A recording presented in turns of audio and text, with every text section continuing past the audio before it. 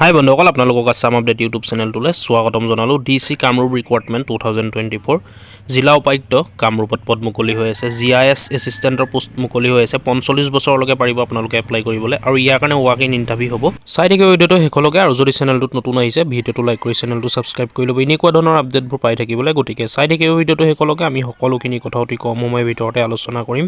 DC Kamrup নিযুক্তি 2024, ইয়াত 11টা GISৰ সহকাৰীৰ পদ মুকলি হৈ আছে। জিলা উপায়ুক্ত কামৰূপ, শেষ তাৰিখ 11/1/2024, অৰ্থাৎ 11 জানুৱাৰী 2024 অন্তিম তাৰিখ। কামৰূপ আমিনগাঁৱৰ জিলা উপায়ুক্তই 11টা GIS সহকাৰী পদত নিযুক্তিৰ বাবে নিয়োগ অধিসূচনা প্ৰকাশ কৰিছে। ইচ্ছুক আৰু যোগ্য প্ৰাৰ্থীয়ে ইয়াত আবেদন কৰিব পাৰিব। DC কামৰূপ নিযুক্তি 2024 পদৰ নাম GIS সহায়ক। পদৰ সংখ্যা 11টা পদ ওলাই আছে। কামৰ স্থান নিজ নিজ ৰাজচক্ৰ কাৰ্যালয়ত। নিয়োজিত হোৱাৰ সময় 31 মাৰ্চ 2024লৈকে চৰকাৰীভাৱে বৃদ্ধি কৰিব লাগিব। ইয়াৰ কাৰণে দৰমহা দিয়া হ'ব প্ৰতিমাহে 25,000 টকা নিৰ্দিষ্টকৈ। ইয়াৰ কাৰণে টোটেল পোষ্ট ওলাই আছে, মই সেইটো কৈছোঁ আপোনালোকক 11টা। আৰু কামৰ স্থান হ'ল নিজৰ যিটো ৰাজচক্ৰ থাকে, নিজৰ ৰাজচক্ৰতে কামটো হ'ব। কামৰূপ ডিষ্ট্ৰিক্টৰ আণ্ডাৰত। DC কামৰূপ নিযুক্তিৰ যোগ্যতা বয়সৰ সীমা বিচৰা হৈছে 21 বছৰৰ ওপৰত 1/1/2023 তাৰিখে। 45 বছৰৰ অধিক নহয়, মানে 21 বছৰৰ পৰা আপোনালোকে 45 বছৰলৈকে এপ্লাই কৰিব পাৰিব। আৰু ইয়াৰ কাৰণে অৰ্হতা কি লাগিব, মানে এডুকেশ্যন কোৱালিফিকেশ্যন, ভূগোল, ভূতত্ত্ব, গণিত, ভূ ইনফৰ্মেটিক্স, পদাৰ্থ বিজ্ঞান, কম্পিউটাৰ বিজ্ঞান বা আনুষংগিক ক্ষেত্ৰত GIS আৰু ৰিম'ট চেন্সিং বা জিঅ' ইনফৰ্মেটিক্স চাৰ্টিফিকেট বা ডিপ্ল'মা লৈ স্নাতক ডিগ্ৰী লাভ কৰিব লাগিব। আপোনালোকৰ এইখিনি কোৱালিফিকেশ্যন থাকিব লাগিব আৰু ডিপ্ল'মা থাকিব লাগিব, আৰু লগতে গ্ৰেজুৱেশ্যন কৰা হ'ব লাগিব আপোনালোকৰ, অথবা MTech, MSc, GIS আৰু remote sensing, Jio' informatics, MCA, MA, ভূগোল, ভূতত্ত্ব, গণিত, পৰিৱেশ বিজ্ঞানত জিঅ' তথ্য বিজ্ঞানক বিষয় হিচাপে লৈ বা GIS, ৰিম'ট চেন্সিং বা ভূতথ্য বিজ্ঞানৰ প্ৰমাণপত্ৰ বা ডিপ্ল'মা আপোনালোকৰ থাকিব লাগিব। MTech কৰা বা MSc কৰা হ'ব লাগিব।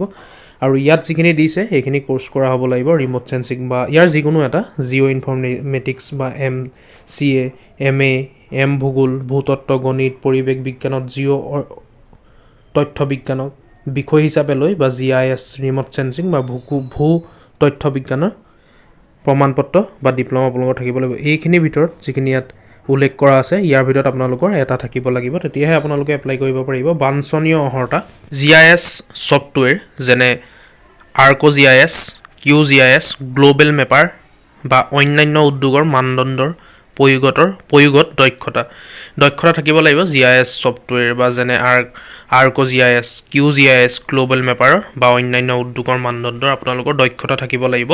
স্থানীয় তথ্য বিন্যাসসমূহৰ সৈতে পৰিচিত যেনে আকৃতি নথিপত্ৰসমূহ, JSON, KML আৰু সমন্বয় ব্যৱস্থাপনালীৰ বিষয়ে আপোনালোকে জানিব লাগিব, পৰিচিত হ'ব লাগিব। ভূস্থানীয় বিশ্লেষণ, ইমেজ প্ৰচেছিং কৌশল, ড্ৰোন জৰীপৰ জৰিয়তে তথ্য সংগ্ৰহ আৰু ভূস্থানীয় তথ্য বিকাশৰ সঁজুলি, ভূমি মেপিঙৰ বাবে HRSIৰ ব্যৱহাৰ, RTKG, NSS, ৰভাৰ বা DGPS, ETS আদি ব্যৱহাৰ কৰি মডেম জৰীপ কৌশলৰ জ্ঞান আপোনালোকৰ থাকিব লাগিব। উল্লেখ কৰা নলেজ বা জ্ঞান আপোনালোকৰ থাকিব লাগিব। ইয়াত যিখিনি উল্লেখ কৰা হৈছে, ফলপ্ৰসূ যোগাযোগ আৰু দলীয় কামৰ দক্ষতা আপোনালোকৰ থাকিব লাগিব। স্বতন্ত্ৰভাৱে কাম কৰা ক্ষমতা আৰু ফলপ্ৰসূভাৱে কামবোৰক অগ্ৰাধিকাৰ দিয়া। GIS সম্পৰ্কীয় ভূমিকা বা ইণ্টাৰ্ণশ্বিপৰ পূৰ্বৰ অভিজ্ঞতা পচন্দ কৰা হ'ব, যদিও বাধ্যতামূলক নহয়, এইটো নহ'লেও হ'ব। ন্যূনতম অভিজ্ঞতা আপোনালোকৰ এবছৰ এক্সপিৰিয়েঞ্চ থাকিব লাগিব, কৰ্ম অভিজ্ঞতা থাকিব লাগিব, তেতিয়া আপোনালোকক প্ৰেফাৰেঞ্চ দিয়া হ'ব। GISৰ ওপৰত কামান থকা RCCC প্ৰশিক্ষিত প্ৰাৰ্থীক অগ্ৰাধিকাৰ দিয়া হ'ব। GISৰ ওপৰত যদি আপোনালোকৰ কামাণ্ড আছে, RCCC থকা প্ৰশিক্ষণ যদি আপোনালোকে লৈছিলে, তেতিয়া আপোনালোকক প্ৰেফাৰেঞ্চ দিয়া। দক্ষতা ARC desktop, ARC Pro, AutoCAD, global মেপাৰত এইকেইটাত আপোনালোকৰ দক্ষতা থাকিব লাগিব, অৰ্থাৎ এক্সপিৰিয়েঞ্চ থাকিব লাগিব। দক্ষতা MS Word, Excel, PowerPoint, Google Docs, স্প্ৰেডশ্বীটত দক্ষতা, আৰু অসমীয়া, হিন্দী আৰু ইংৰাজী ভাষাত সাৱলীন হ'ব লাগিব। ইয়াৰ কাৰণে আপোনালোকৰ কম্পিউটাৰ নলেজো থাকিব লাগিব, আৰু এইবিলাক জানিব লাগিব আপোনালোকে, PowerPoint, Excel এনেকুৱা ধৰণৰ, আৰু হিন্দী, ইংৰাজী এইবিলাক টাইপিং কৰিব পাৰিব লাগিব আপোনালোকে। আৰু ইয়াৰ কাৰণে ৱাক ইন ইণ্টাৰভিউ হ'ব। মই আপোনালোকক কৈছোঁ বন্ধুসকল, প্ৰথমতে DC কামৰূপ নিযুক্তিৰ বাবে কেনেদৰে আবেদন কৰিব। ইচ্ছুক আৰু যোগ্য প্ৰাৰ্থীয়ে তলত উল্লেখ কৰা সময়সূচী অনুসৰি ৱাক ইন ইণ্টাৰভিউত উপস্থিত থাকিব পাৰিব। ইয়াত তাৰিখ দিয়া আছে 11/1/2024, 11 জানুৱাৰী 2024।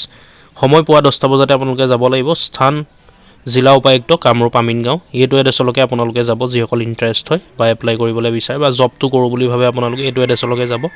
11 তাৰিখ 11 জানুৱাৰী 2024 পুৱা 10টা বজাত পোৱাকৈ আপোনালোকে যাব। সাক্ষাৎকাৰত প্ৰয়োজনীয় নথিপত্ৰ, আপোনালোকৰ নথিপত্ৰ কি লাগিব চাই লওক, ডকুমেণ্টছ মানে কি লাগিব, বিশদ পাঠ্যক্ৰম ভিটা, ফটো পৰিচয়ৰ ঠিকনাৰ প্ৰমাণ, পৰীক্ষণৰ বাবে মূল শৈক্ষিক প্ৰমাণপত্ৰ অৰ্থাৎ HSLCৰ পৰা সকলোখিনি গ্ৰেজুৱেশ্যনলৈকে চাৰ্টিফিকেট আপোনালোকে লৈ যাব। কৰ্ম অভিজ্ঞতাৰ প্ৰমাণপত্ৰ, যদি আপোনালোকে কাম কৰা এক্সপিৰিয়েঞ্চৰ চাৰ্টিফিকেট আছে সেইখিনি লৈ যাব। সাক্ষাৎকাৰত জমা দিবলগীয়া সকলো প্ৰমাণপত্ৰ, নম্বৰ চিট, অভিজ্ঞতাৰ প্ৰমাণপত্ৰ আদি ফটোকপি সকলোখিনি লৈ যাব, লগত আপোনালোকৰ যিমান ডকুমেণ্টছ আছে, এক্সপিৰিয়েঞ্চ চাৰ্টিফিকেট আছে সকলোখিনি। গতিকে বন্ধুসকল, আপোনালোকৰ যিসকল এডুকেশ্যন কোৱালিফিকেশ্যন মিলে, যিসকল ইণ্টাৰেষ্ট হয় আপোনালোকে এপ্লাই কৰোঁ বুলি ভাবে সেইটো এড্ৰেছলৈকে গুচি যাব। জিলা উপায়ুক্ত কামৰূপ আমিনগাঁও, সেইটো এড্ৰেছলৈকে আপোনালোকে গুচি যাব। আৰু ইয়াৰ কাৰণে আপোনালোকে এডভাৰটাইজমেণ্ট ডিটেইলছ অফিচিয়েল ৱেবছাইট সকলোখিনি ভিজিট কৰিব, ডিছক্ৰিপশ্যনত উপলব্ধ থাকিব। আপোনালোকে ইণ্টাৰভিউলৈ যোৱাৰ আগত এবাৰ ভালকৈ চাই ল'ব, সকলোখিনি সবিশেষ আপোনালোকে ভালকৈ পঢ়ি ল'ব। গতিকে বন্ধুসকল, ভিডিঅ'টো আজি ইমানে আছিলে। যদি চাই ভাল পালে লাইক এটা কৰিব, কিবা সুধিবলগীয়া থাকিলে কমেণ্ট কৰি জনাব, আৰু এনেকুৱা ধৰণৰ আপডেটবোৰ পাই থাকিবলৈ আমাৰ আছাম আপডেট ইউটিউব চেনেলটো ছাবস্ক্ৰাইব কৰি ল'ব। ধন্যবাদ। জয় আই অসম।